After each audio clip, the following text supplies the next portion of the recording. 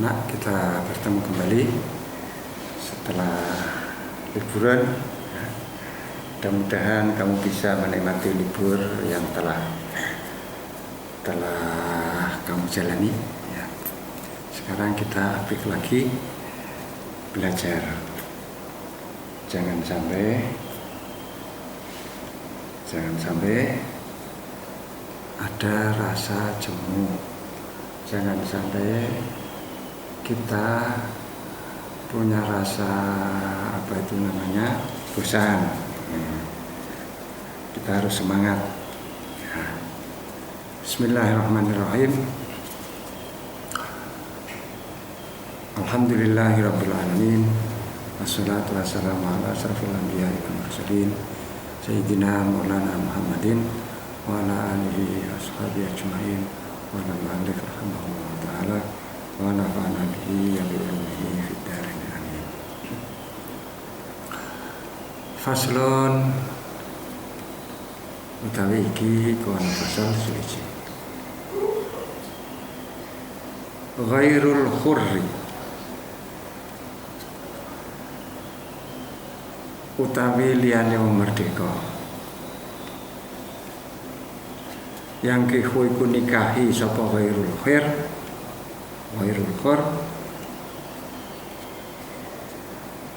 imra'ataini ing wadon loro. Walahu lan iku tetep kedue ghairul khur nikahu amatin utawi nikahi amat ala khurratin ing atase wong merdeka. Wala yamliku lan ora miliki sapa ghairul khur illa talqataini kejaba ing rong talakan. Wa ing kanat lan senajan ana zaujatuhu sapa bojo wadone ghairul khur khurratan iku merdeka.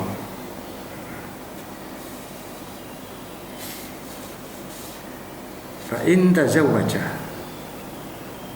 mongko lamun nikah sapa ghairul khur bi idzni sayyidihi lan nikah mau bi idzni sayyidihi kelawan idine sayyidi ghairul khur sahha mongko sah apa nikah. Wal mahru halu utai mahar fi zimmatihi iku ing dalem tanggungane ghairul khur illa ayakuna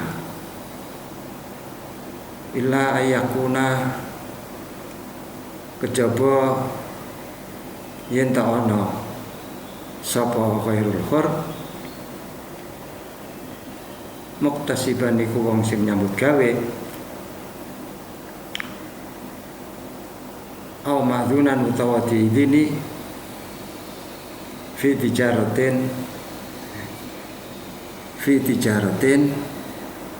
ing dalam dagangan mau fi dimatihi Indonesia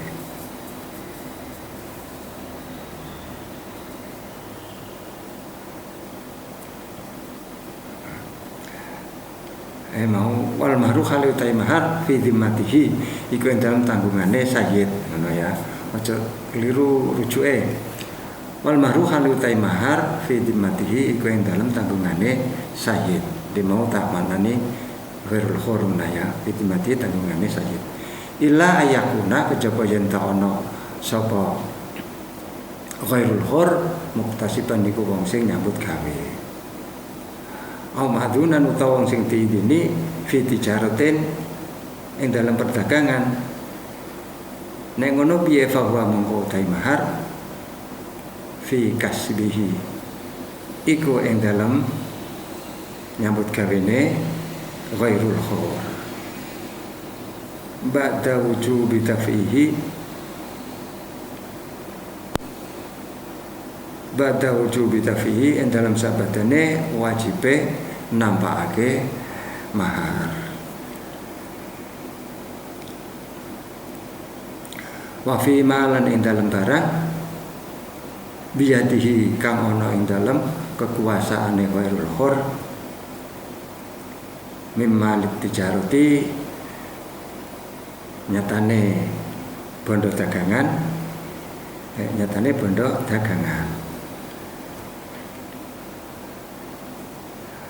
au bi ghairi idnihi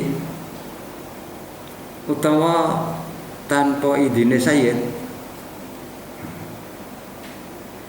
au khalafahu utawa nulayani sapa abad sapa ghairul khur ing sayyid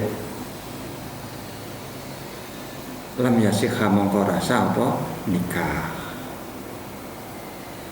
nek dihukumi ora sah fa in dakhala mongko lamun duhul sapa ghairul khur biya kelawan mar'ah atau jauh-jauh mau lazimahu mongko wajib hu ing ghairul khur apa sing wajib mahrul mithli apa mahar misil fi dhimmatihi ing dalem tanggungane ghairul khur wa yahilulan halal lil khurri kedua wong sing merdeka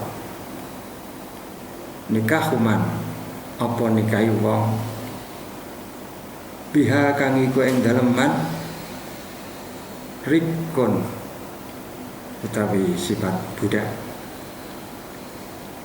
bisyuruten kelawan pira-pira syarat antakuna rupane yen ta ana sapa man biha rikun muslimatan iku budak sing Islam wadon sing muslimah wa ayajiza lan yen ta apes sapa wong aman saking wong tasluhu kang layak sapa man litamatui maring dialap kebenar wa ayya khafa lan yen ta kuwatir utawa wedi sapa wong zina ing zina. Sampun. Sekarang membahas tentang haknya orang yang menjadi budak dalam hal pernikahan. Budak itu bisa menikahi dua perempuan. Budak bisa menikahi dua perempuan. Budak itu maksimalnya hanya dua. Dan dia siapa? Dia abad itu ya, dia budak. Bisa menikahi amat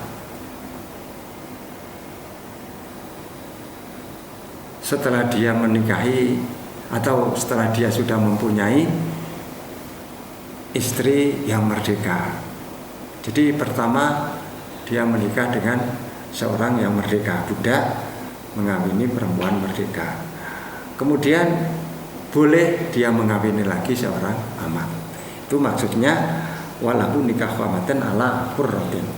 Jadi mula-mula sudah punya perempuan merdeka, kemudian tambah satu lagi karena dia haknya bisa mengawini dua perempuan, yang nomor dua harus aman. Dan budak itu tidak memiliki tolak kecuali hanya dua. Jadi batas maksimalnya tolaknya budak adalah dua. Kalau orang merdeka tiga, kalau budak hanya dua.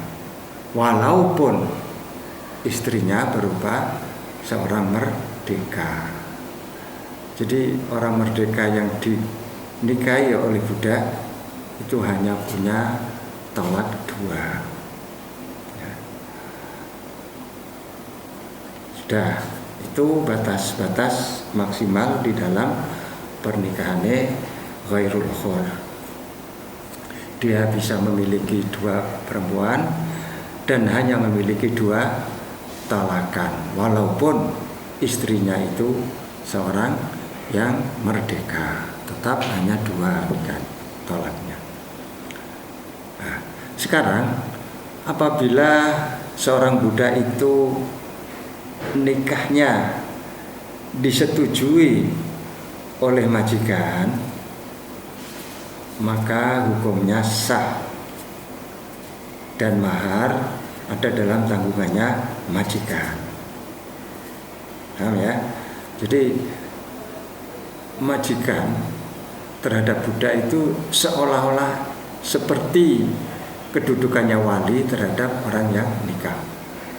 Jadi budak kalau tidak diizini nikah sama sayyidnya, maka nikahnya tidak sah. Begitu juga apa itu namanya, kalau orang merdeka nikah tanpa wali tidak sah.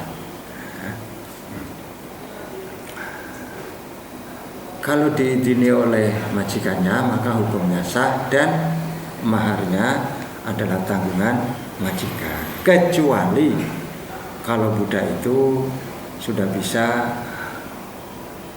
bekerja sendiri atau diberi kebebasan untuk berdagang, ya, diberi kebebasan oleh siapa? Majikannya untuk berdagang. Maka maharnya ditanggung dia, ditanggung oleh budak itu sendiri. Apabila tidak diizini atau dia melanggar janjinya terhadap apa itu namanya, terhadap majikannya, diizini tapi dia melanggar izinnya yang diberikan oleh apa itu namanya majikannya, maka hukumnya perkawinannya dianggap tidak sah. Kalau perkawinannya tidak sah dan dia memaksa dirinya untuk dukhul sama istri yang sudah dikawini tadi, wah sudah saya kawin ya harus, jenenge nikah itu aljima, masa bodoh pokoknya ya, saya harus dukhul, maka dia wajib membayar mahar misil. Mahar misil itu ditanggung oleh dia sendiri. Nah ya, sekarang orang merdeka. Orang yang merdeka itu boleh menikahi seorang amat, seorang budak, tetapi harus memenuhi syarat-syarat berikut ini. Syaratnya ada 3.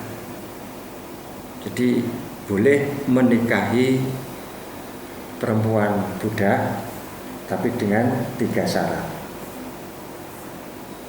3 syarat itu, nomor 1, budak yang dinikahi itu harus muslimah. Budak yang dinikahi harus muslimah. Nomor 2, tidak menemukan perempuan merdeka yang layak dinikahi. Artinya yang layak dinikahi itu sudah siap nikah. Nah, kalau anak kecil kan belum layak untuk dinikahi, ya. Jadi tidak bisa menemukan perempuan merdeka yang layak dinikahi, ya. Tasruhul tamato, adanya kecil-kecil semua misalnya. Ini syarat yang kedua. Terus yang ketiga, dia takut zina karena nafsunya sudah memuncak. Kalau ini tidak disalurkan dengan benar, maka dia akan bisa melaksanakan zina. Nah, takut seperti ini, maka dia boleh menikahi seorang budak. Nah ya, jelas. Jadi syaratnya ada 3 tadi. Apa? Pertama, amat yang dinikahi harus muslimah. Yang kedua, tidak menemukan perempuan yang layak dinikahi. Artinya layak dinikahi itu tidak bisa didukhul, ya, tidak layak ditamato, ya, belum mampu ditamato. Kemudian yang ketiga adalah takut zina. Nah, itulah hak-hak orang merdeka dan orang yang menjadi budak dalam pernikahan. Faslun fi uyubin nikahi. Utawi iki iku fasal suci fi uyubin nikahi, nerangake ing dalem celah-celane nikah. Aibun cacat, ya, cacate utawa cacat-cacat yang bisa membatalkan pernikahan. Fi uyubin nikah ing dalam pira-pira cacate nikah. Al-uyubu utawi pira-pira celah atau pira-pira cacat, aibun dijamakno uyub. Aibun uyubun. Al-uyubu utawi pira-pira cacat, al-muthbitat kang netepake lil khiyari marang khiyar fin nikahi dalam nikah, jununun iku edan, judamun lan judam lepra, wabarosun lan baros itu belang, bi'a hati zaujaini kelawan salah sijine bojo loro. Bojo loro itu yang maksudnya zauj karo zaujah. Bi'a hati zaujaini kelawan salah sijine bojo loro. Warotakon lan rotak. Rotak itu buntu daging. Wakarnon lan buntu balung. Biha kelawan zaujah. Wajabun lan protol dakare. Wajabun lan protol dakare. Lanang gede dakar. Wa onnaton lan unah iku impoten. Punya alat vital tapi nggak bisa kerja, itu unah. Ya, bihi kelawan zauj. Wal fasku utai fasak fauriyun iku bangsa seketika. Ba'da raf'il amri ing dalem sabadane nglapurake perkara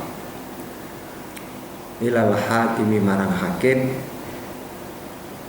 wa thubutihi lan tetepe amr indahu ana ing ngersane hakim. Illal unnata kejaba unnah fatu ajal mongko diserantekake apa unnah. Fatu ajalu mongko diserantekake apa unah sanatan ing dalam mangsa setahun. Mangsa setahun mau dimulai mi yaumi thubutiha saking dinane tetepe unah. Fa inidda'a mongko lamun ngaku sapa zauj alwat'a ing wati suddiqa mongko dibenerake sapa zauj ila antakuma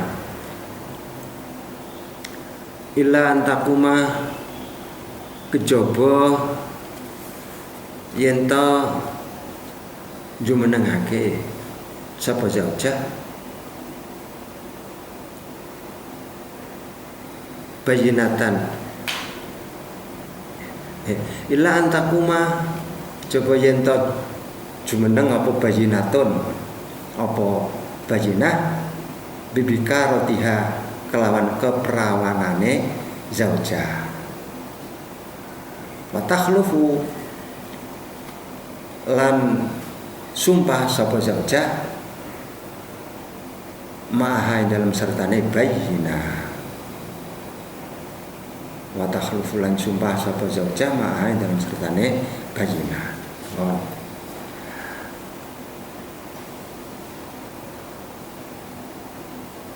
cacat di dalam pernikahan. Jadi ada 1, 2, 3, 4, 5, 6, 7. Ada 7 perkara yang bisa menetapkan khiyar di dalam pernikahan. Artinya khiyar itu diberi kebebasan mau diteruskan perkawinannya atau fasah atau dibatalkan. Nah, ini hal-hal yang bisa menetapkan khiyar dalam pernikahan. 1, edan, ya, baik yang edan itu laki-laki atau perempuan. Judam itu lepra, ya. Ini juga bagi laki-laki atau perempuan. Baros, belang putih, ya, yang tidak seperti panu tapi belang yang putih itu namanya baros. Itu termasuk aib sing musbitul lil khiyar. Ini juga pernah terjadi pada seorang perempuan yang dinikahi oleh Rasulullah SAW.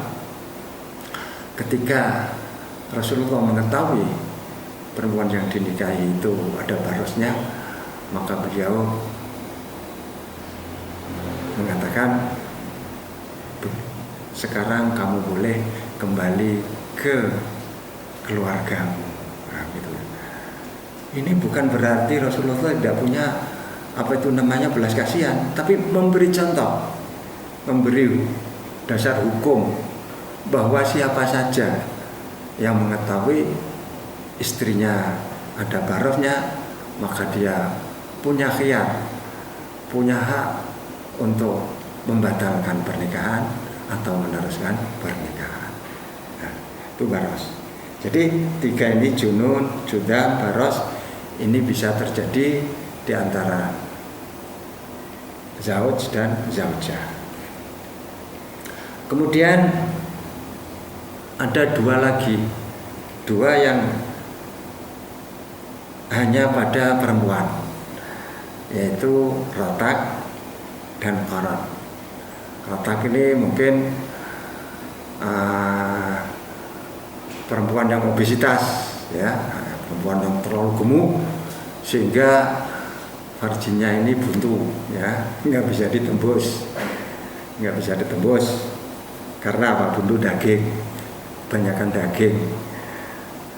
Mungkin makannya daging terus kali, ya, sampai buntu daging. Perempuan yang tidak bisa ditembus ini juga bisa menimbulkan menetapkan khiyar. Kemudian yang 2 adalah qaran. Qaran ini buntu tapi ada tulang, ya, buntu tulang menghalangi di situ sehingga nggak bisa masuk misalnya, ya. Ini qaran. Ini khusus pada perempuan. Itu sudah 5. Kemudian 2 lagi, jabun dan unah. Laki-laki yang nggak punya zakar atau punya zakar tapi nggak bisa kerja, itu namanya unah. Perempuan punya laki-laki nggak bisa kerja malam, dia boleh membatalkan pernikahan itu. Gimana caranya? Lewat hakim. Lapor Pak Hakim, ya, suami saya nggak bisa kerja. Loh, masa kerjanya di mana? Oh, Pak, kerja di malam hari. Nggak bisa kerja di malam hari misalnya. Kenapa? Ya memang nggak bisa kerja, nggak punya alat misalnya. Nah, itu yang nggak punya alat. Dia nggak punya alat, punya tapi nggak bisa hidup misalnya, ya, itu namanya unah. Nah, itu bisa apa? Bisa fasah. Fasah itu boleh, tapi harus seketika, ya, seketika, tidak boleh ditunda-tunda setelah melaporkan perkaranya ke hakim, ya. Ini ada dikecualikan kecuali unah. Kalau unah tidak bisa fauri, tapi harus ditunggu selama 1 tahun. Kamu sabar kan menunggu 1 tahun? Bagi perempuan, kemungkinan yang punya suami unah, kamu harus bersabar sampai 1 tahun. Siapa tahu nanti 1 tahun ini dia bisa sembuh kembali, bisa bekerja normal. Nah, ini 1 tahun ya. Nah, kemudian apabila laki-lakinya itu mengaku sudah pernah wati, artinya dulu itu sudah Pak, sudah saya wati misalnya. Nah, pengakuan laki-laki seperti itu dibenarkan, kecuali apabila perempuan itu bisa membuktikan ada bayinah, ada tanda bukti bahwa saya masih gadis, masih perawan misalnya ya. Kalau dia mengaku masih perawan, maka dimenangkan perempuannya. Saya belum pernah disentuh Pak, saya masih gadis dan saya berani bersumpah misalnya ya. Terus untuk apa itu namanya, membuktikan keperawanannya gimana? Oh sekarang kan canggih, ada alat untuk mendeteksi ini masih gadis apa janda ya. Bahkan dulu pernah diisukan orang-orang perempuan yang masuk ke Polri harus dites keperawanannya. Itu dulu mau dijadikan undang-undang seperti itu, tapi itu namanya kontroversial ya. Itu membuka aibnya seseorang. Wah ini sudah gadis semua. Ya, makanya sampai sekarang tidak terjadi. Jadi kecuali kalau perempuan itu berani menunjukkan dan berani bersumpah bahwa saya masih gadis. Karena kegadisan ini bisa hilang karena banyak perempuan yang numpak sepeda ya, hati-hati loh ya. Wedok-wedok dan numpak sepeda itu bisa kehilangan perawanannya, tahu-tahu hilang gitu ya. Meskipun belum pernah diapa-apakan, tapi perawanannya hilang karena apa? Kegosok itu ya, sedel itu ya. Banyakan numpak sepeda kemana-mana misalnya, apalagi sekarang ini musim numpak sepeda kabeh ya. Wah, esok sore numpak sepeda, perempuan hati-hati loh ya, kalau kehilangan keperawanannya. Nah ya, sampai di sini dulu. Insyaallah kita teruskan di pertemuan yang berikutnya. Mudah-mudahan kita tetap sehat dan jangan lupa belajar. Wassalamualaikum warahmatullahi wabarakatuh.